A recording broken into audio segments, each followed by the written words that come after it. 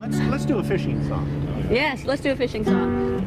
Up jumped the herring, the king of the sea. He says, come on, Captain, why bother catch me? Well, we're here on the historic schooner Ernestina, which is docked here at State Pier, right on the downtown New Bedford waterfront. I'm here with Tom Nixon. He is an interpreter with the Massachusetts Department of Conservation and Recreation. Tom, tell us a little bit about the schooner Ernestina. Well, the schooner Ernestina has a great history, Tom.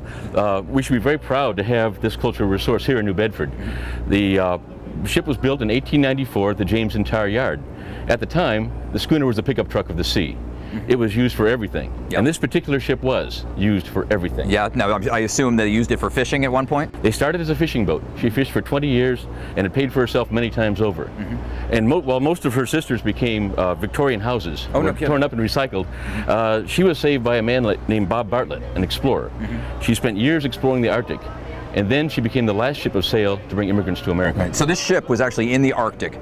Many times. No kidding. Many times. The smallest of all.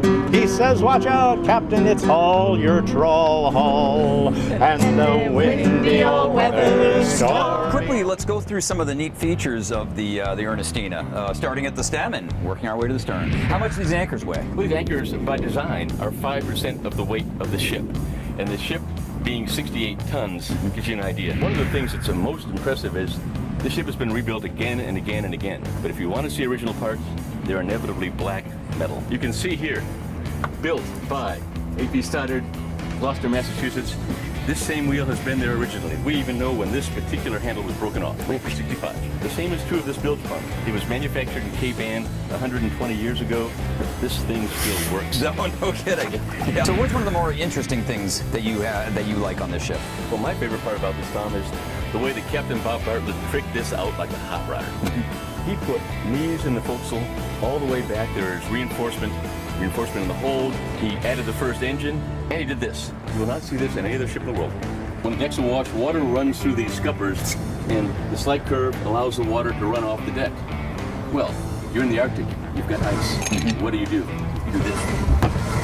And it just lets big chunks of ice slide off. Right, they could just push ice out rather than throwing it overboard. Hurrah and the F.E. Morrissey, named for the captain's daughter. She outlived all her sisters, done a bit more than she oughter. Tom Goo and the volunteers from the Ernestina who sing sea shanties and all sorts of maritime songs. Thanks so much. Want to have them sing us out again? Yeah. We don't like salmon, we don't like hate. Offer us lobster, we'll laugh in your face. Well, that's it from the schooner Ernestina. Come on down and see this great ship for yourself. Thanks a lot, Tom. I appreciate the rundown on the ship. Anyways.